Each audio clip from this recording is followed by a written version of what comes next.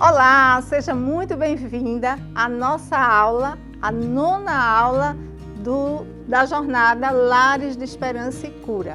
Hoje temos um assunto assim muito especial, a doença mais temida, e temos uma convidada também muito especial, que é a Tayane, doutora Tayane Ayran.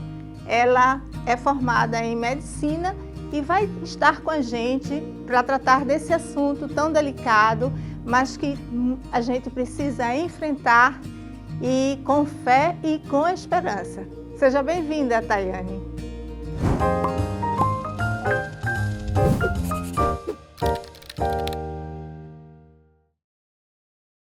Olá, sejam todos muito bem-vindos a mais uma aula, essa aula que está muito especial. E eu gostaria de começar agradecendo ao Rosário, à União Leste Brasileira também por esse convite. E vou começar me introduzindo. Meu nome é Tayane Ayran, sou médica e iremos tratar hoje de um assunto muito especial e muito necessário, principalmente para todas nós mulheres, certo? Nós vamos conversar hoje sobre a doença mais temida. E introduzir aí também um pouco da realidade médica e a esperança eterna. E vamos começar então falando que o câncer hoje é uma das principais causas de morte no mundo, certo? Segundo o Instituto Nacional de Câncer, que é o INCA, mais de 600 mil novos casos são diagnosticados por ano no Brasil. E não importa a idade, a classe social ou a religião, a palavra câncer, ela sempre provoca um pouco de temor. E o que é câncer, né? Vamos entender um pouco mais o que é o câncer. O câncer ele vai ser um desenvolvimento desgovernado das células, que isso vai fazer que possa invadir a tecidos e a órgãos. E quando essas células se espalham, elas vão comprometendo as funções vitais do órgão que está acometendo. E ela possui algumas classificações e nós vamos ver duas delas. Primeira é em relação à localização. Tem os tipos de tumores que eles vão ser localizados, então vão estar localizados em um determinado órgão, certo? E outros que vão ser invasivos, então aquele órgão ele vai se espalhando, essas células cancerígenas vão se espalhando por toda a região que está acometendo ali, ou também tem o que chamamos de metástase, que é quando as células cancerígenas elas viajam a longa distância. E outra classificação é em relação a benignos e também a malignos.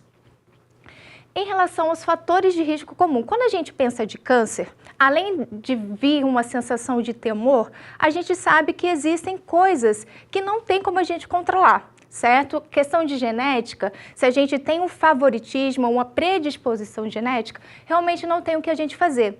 Mas existem muitos fatores modificáveis, que é o que a gente chama, que tem como a gente evitar, certo? Vamos usar essa palavra, evitar que isso possa acontecer. Então, o primeiro aqui que está na lista é o tabagismo. O tabagismo ele vai ser responsável por cerca de 30% das mortes por câncer no mundo, certo? Alimentação pobre em fibras e rica em processados, está aí muito relacionada a câncer de cólon, câncer de intestino, certo? Câncer de reto, estômago. O alcoolismo, sedentarismo, obesidade, exposição ao sol sem protetor solar, tá certo? Principalmente aqui falando em relação ao câncer de pele, genética, estresse crônico e infecções como o HPV, quando é pelo câncer do colo do útero, tá certo? Infecções também de hepatite B e C, quando a gente fala um pouco mais de câncer hepático. Outra coisa também que é muito importante, que a gente vai conversar um pouco mais, é em relação à detecção precoce. Existem certos tipos de câncer que a gente tem como detectar precocemente na medicina. E são esses, por exemplo, o Papa Nicolau, é feito em todas as mulheres a partir dos 25 anos até os 64 anos, assim que começa a ter relações sexuais, certo? O Papa Nicolau ele vai ser muito importante para prevenção ou até para detecção precoce do câncer do colo uterino. Temos também a colonoscopia, tanto para homens ou mulheres a partir dos 50 anos, se tem fatores de risco, como por exemplo, antecedentes familiares na família de câncer de cólon, é importante começar antes, certo? E também o toque retal ou o que a gente chama de PSA, tá certo? Que vai ser coletado no sangue para homens para câncer de próstata, ok? Outras situações também é que o câncer, a gente veio falando de vários tipos e de uma forma muito geral, mas agora a gente vai abordar um pouco mais sobre o câncer de mama, ok? Entre vários tipos de câncer, o câncer de mama é aquele que mais afeta emocionalmente a mulher. Por quê? Porque está associada a um símbolo de feminilidade, está associada a uma questão de autoestima e também de identidade. E embora o câncer ele tenha sido muito mais falado agora, ele existe há muito tempo e ele começou a ser mais explorado depois dos avanços da medicina moderna lá nos egípcios, tá certo? Quando eles começaram a mumificar os corpos e aí começaram a estudar isso também. E existem mais de 100 tipos de câncer, e o câncer de mama é o tipo de câncer mais incidente, ou seja, mais frequente nas mulheres aqui no Brasil, apenas perdendo a sua posição de primeiro lugar para o câncer de pele não melanoma. E é a primeira causa de morte por câncer nas mulheres do Brasil. Segundo o Instituto Nacional do Câncer, de novo o INCA, estima-se que 73.610 novos casos de câncer de mama sejam registrados até 2025, com uma taxa de 66,54 casos a cada 100 mil mulheres. E esse dado é muito impactante aqui, que eu vou falar agora, que segundo a Sociedade de Mastologia, 1 a cada 12 mulheres terá câncer de mama até os seus 90 anos. Tá, e agora eu vou falar dos fatores de risco. A gente conversou um pouco sobre os fatores de risco gerais e agora eu vou falar um pouco dos fatores de risco mais específicos para o câncer de mama. E aqui a gente vai ter o histórico familiar, lembrando que o histórico familiar ele vai ser muito importante na anamnese de uma mulher, certo? Que tem ali, que está na consulta com a sua ginecologista. É muito importante sempre você falar, se você tem um conhecimento que alguém da sua família, sua avó, sua mãe, teve câncer de mama, é muito importante essa informação, tá? Porque aí a gente não vai começar a nossa detecção precoce, que a gente já vai conversar um pouco sobre isso, na data que é para todo mundo. A gente vai ter que te estudar um pouco mais a perto. Certo? Então, obesidade, sedentarismo, também são fatores de risco, a primeira menstruação precoce e a menopausa tardia. O que isso significa? Quanto mais tempo o corpo tem ali ligado ao hormônio estrogênio, que é como, por exemplo, na menstruação precoce, você já começa a produzir muito mais estrogênio, e na menopausa tardia indica que você está tendo o tempo todo mais contato com estrogênio, e isso é um fator de risco para o câncer de mama. Ter o primeiro filho após os 30 anos ou não ter filho também são fatores de risco. O consumo de álcool e o uso prolongado de hormônios são a terapia hormonal, principalmente para aquelas mulheres que que já passaram ali da menopausa e estão fazendo o tratamento hormonal. O ideal é que não seja isso para sempre, tão prolongado, tá certo? É ideal ali para aliviar os sintomas, como fogachos e tudo mais, mas ter uma maneirada também na dose. Mas isso você conversa direitinho com o seu ginecologista, tá certo? Sinais de alerta que eu devo prestar atenção sobre o câncer de mama. É muito importante a gente entender que o câncer de mama, ele é algo que algumas vezes e até muitas vezes ele pode começar a dar sinais e que são perceptíveis. Quando você está lá no espelho, se olhando, ou então maquiando, acabou de sair do banho, tome um tempinho, mensalmente ali, não precisa ser todos os dias, para olhar, para ver o que é que tem de diferente, certo? Por quê? Porque o câncer de mama, às vezes, ele fala como pode apresentar um nódulo fixo, que esse nódulo geralmente é indolor, então não espere sentir dor. Se sentir dor, realmente já é um fator mais preocupante, tá certo? Então, nódulo fixo, geralmente indolor, inchaço, vermelhidão ou retração da pele, saída de secreção pelo mamilo, dor ou inversão também do mamilo, inchaço na axila ou também no braço. Se você percebe que está com os carocinhos na axila ou se também tem uma assimetria da mama, isso tudo são sinais, tá certo? De preferência, a não realizar esse autoexame, certo? Essa observação no período menstrual, porque no nosso período menstrual, realmente a gente já fica com um pouco mais inchada, já fica com um pouco mais de dor, dolorida, aquela sensação de peso. Então, logo após que passar o período menstrual ou até antes, seria melhor o tempo, certo? E detecção precoce, como eu estava falando anteriormente, aqui a gente vai aprofundar mais um pouquinho. A detecção precoce, sim ou sim, do câncer de mama é com a mamografia. A mamografia, ela é feita a partir dos 50 anos de idade, mas para aquelas que têm câncer, histórico de câncer na família, aí a gente já vai ter que começar mais cedo. Quanto mais cedo vai depender. Com quantos anos, por exemplo, a sua mãe teve o câncer de mama? Ou com quantos anos a sua avó teve o câncer de mama? Vamos pegar essa idade e vamos subtrair 10. Então, vamos supor que sua avó ela teve com 50 anos de idade. Então, você vai começar a sua mamografia a partir dos 40, tá certo? Exame clínico, o exame clínico anual é imprescindível, tá certo? A gente ter um acompanhamento ginecológico, endocrinológico, com todos os especialistas, assim, certo? De uma maneira anual, para a gente sempre estar a par do que está acontecendo no nosso corpo. E, como nós estávamos conversando antes, um autoexame que pode ser mensal.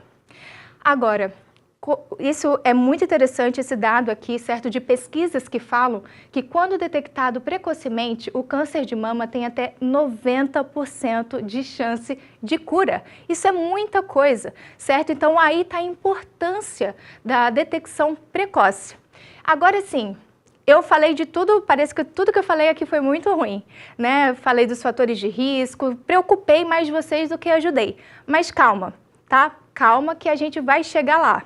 Primeira coisa, como é que a gente pode prevenir? Bem, gente, quando a gente fala dos 8 remédios naturais, é muito verdade. Eu queria que todos nós conseguíssemos entender quão poderosa é os 8 remédios naturais.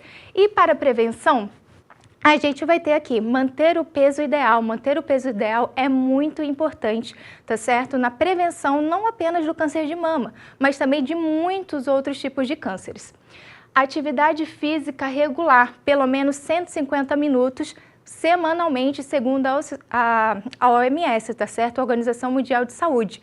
E a gente já vai conversar um pouquinho mais sobre atividade física, que eu quero que vocês consigam entender mais sobre isso, tá certo? Alimentação rica em frutas, verduras, fibras e pobre em açúcares refinados e em gorduras, tá certo? A gente está cansado também, né, de ouvir isso, que realmente a alimentação é muito importante nesse sentido. E o autoexame regular das mamas, consulta médica periódica e também os exames, né, para detecção precoce. Tudo isso são fatores que vão beneficiar para que evite, então, essa doença tão temível. E aqui que eu falei para vocês que eu ia falar um pouco mais sobre exercício físico. Gente, o exercício físico, vocês já estão cansados de saber sobre manutenção do peso, também da alimentação, e o exercício físico eu quis trazer um pouquinho mais de informações para vocês. Por quê? Toda vez quando a gente movimenta o nosso corpo, quando o nosso músculo está fazendo contração, certo? Seja caminhando, seja na academia, ela está liberando ali umas mioquinas, tá certo? Que essas mioquinas, o que elas vão fazer? Vão auxiliar na nossa resposta imunológica frente a uma grande inflamação. Mas não para por aí. Os nossos músculos também, eles vão armazenar aminoácidos, tá? E o que é isso? E para que serve isso? Os aminoácidos, eles vão ser fundamentais na participação da formação das células inflamatórias, das células anti-inflamatórias, melhor dizendo, certo? Então, isso vai ajudar a combater grandes inflamações. Tem estudos ainda avançando sobre a questão da quantidade de massa muscular que uma pessoa tem e a capacidade dela de estar ali diante, por exemplo, na UTI, numa situação difícil, de uma inflamação muito intensa, a capacidade das pessoas que têm mais massa muscular sair melhor ou até antes, certo, daquela situação. Mas isso são estudos que ainda estão sendo divulgados, tá certo? Mas aqui, ó, o exercício físico vai estimular o crescimento muscular, melhora a modulação imunológica e reduz a inflamação crônica. Pacientes com mais massa muscular, o que nós estávamos conversando antes, têm menos efeitos colaterais da quimioterapia, apresentam melhor resposta imunológica antitumoral e possuem uma sobrevida maior, justamente por apenas ter uma maior quantidade de massa muscular. E ter uma boa massa muscular vai estar associado a uma imunidade mais eficiente, a um menor risco de infecções e também a um melhor prognóstico em relação a doenças graves, como também o câncer. Então, o exercício físico ele vai estar muito diretamente relacionado ao nosso sistema imunológico e a sua capacidade de nos defender de doenças perigosas, assim também como o câncer.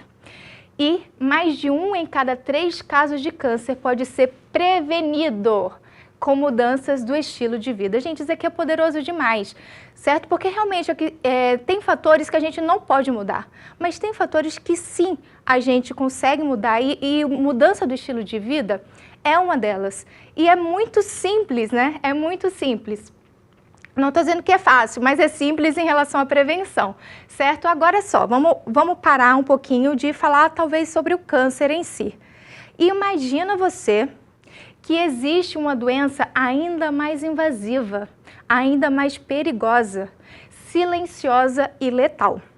Uma doença que afeta a todos os seres humanos sem tipo de exceção alguma. Porque o câncer, ele pode afetar você e a outro não. Mas essa doença afeta a todos. Do que eu estou falando? Eu estou falando do pior dos males, que é o pecado. O câncer, ele é grave. Mas existe uma doença ainda mais destrutiva, que é o pecado. O pecado, ele vai ser em alguns pontos parecidos sim com o câncer. Começa pequeno, começa silencioso, pode invadir todas as áreas da vida e destrói relacionamentos, autoestima e até espiritualidade. O câncer, e assim também o pecado, ele começa pequeno. Ele começa no seu sentimento, ele começa na sua forma de pensar, ele começa talvez numa situação que você acha injusto e você vai alimentando aquilo vai crescendo dentro de você até se tornar então parte de tudo aquilo que você projeta, de todas as suas ações. E os sinais do câncer espiritual, como é que a gente pode detectar, assim como a gente consegue detectar algumas coisas do câncer de mama, quais são os sinais do câncer espiritual? Orgulho, que endurece o coração, a mentira, que se alastra, que se espalha rapidamente, a ira, que contamina, a inveja, que consome, a falta de amor, que paralisa, a imoralidade, inversão de valores e muitos outros. E aqui a gente vai falar do autoexame espiritual.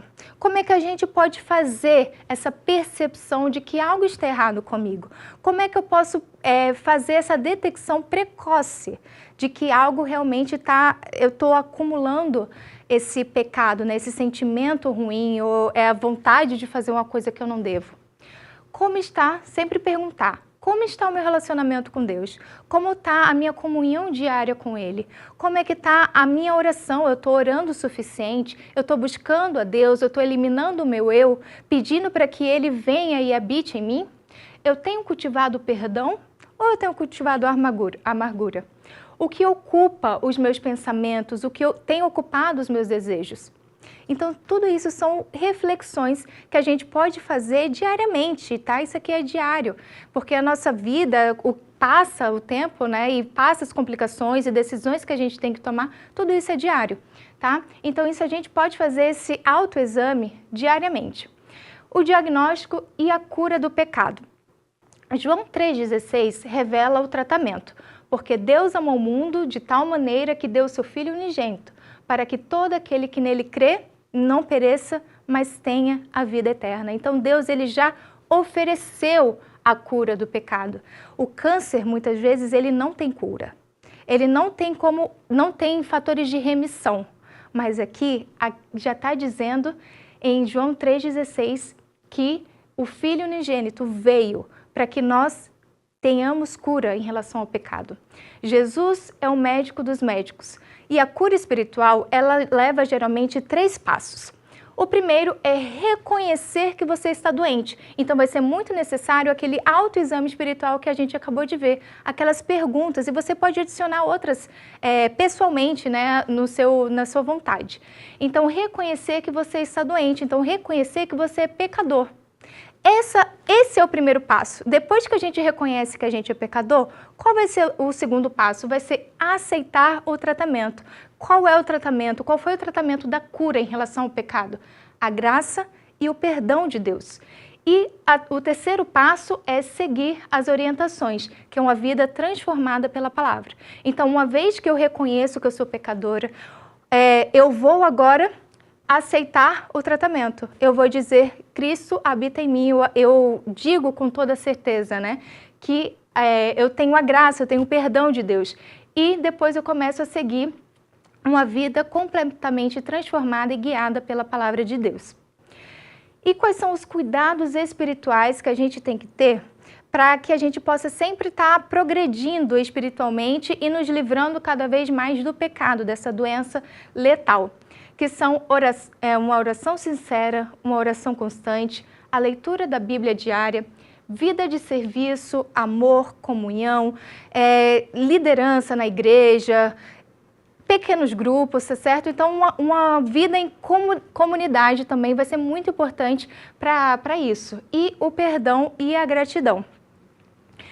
Agora, e se, às vezes, o câncer é inevitável, certo? Então, muitas vezes você faz todo o processo que você precisa fazer, você se cuida, você tem hábitos bons, certo? Faz exercício físico, faz tudo direitinho. Tudo que a gente colocou aqui, você está fazendo. Mas nem sempre o câncer ele vai ser evitável. Assim como nem sempre seremos poupados da dor. Quer ver exemplo bíblico? Jó perdeu tudo, mas permaneceu fiel. Paulo sofreu muito, mas foi um gigante da fé. Em 2 Coríntios 12, 9, fala assim, a minha graça te basta, porque o poder se aperfeiçoa na fraqueza. Na dor, nós encontramos força. Na luta, somos moldados. E na enfermidade, conhecemos o Deus que cura a alma. Deus ele nunca prometeu que nessa vida a gente não passaria por aflições, muito pelo contrário. Nessa vida, vamos passar por aflições. Mas não se preocupem porque eu venci o mundo. Então Deus está falando que a gente pode sim estar enfrentando enfermidades, a gente pode sim até ter um câncer, talvez não eu, mas alguém na minha família, passando por outros tipos de dificuldade. Mas Deus, ele venceu o mundo. Talvez não vai te curar do físico, do câncer, mas ele já te curou do pecado do mundo. E um pouco de esperança. O câncer e o pecado, eles podem até ter algumas semelhanças entre si, mas eles possuem diferenças cruciais. Primeiro, alcance. O câncer, como nós já havíamos discutido antes, ele pode afetar muita gente, mas ele não vai afetar todos. Já o pecado é inerente nosso. A Bíblia diz que todo mundo pecou. Romanos 3:23 fala, todos pecaram e estão destituídos da glória de Deus. Mortalidade. O câncer, muitas vezes, ele pode ser mortal, mas muitas vezes também ele pode ser tirado, certo? Então, ele pode ser, a pessoa pode voltar à sua vida normal. Em Romanos 6:23 diz que já com o pecado não é a mesma coisa, porque o salário do pecado é a morte. E em relação à cura, muitas vezes o câncer tem. Mas em relação ao pecado, 1 João 2:2 diz assim, ele é a propiciação pelos nossos pecados, e não somente pelos nossos, mas também pelos de todo o mundo.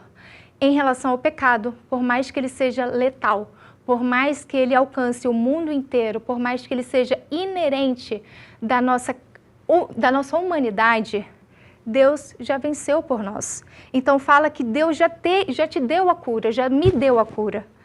Então, aqui, ele foi a propiciação pelos nossos pecados. A cura do pecado, ela é garantida. O que basta a gente fazer é aceitar.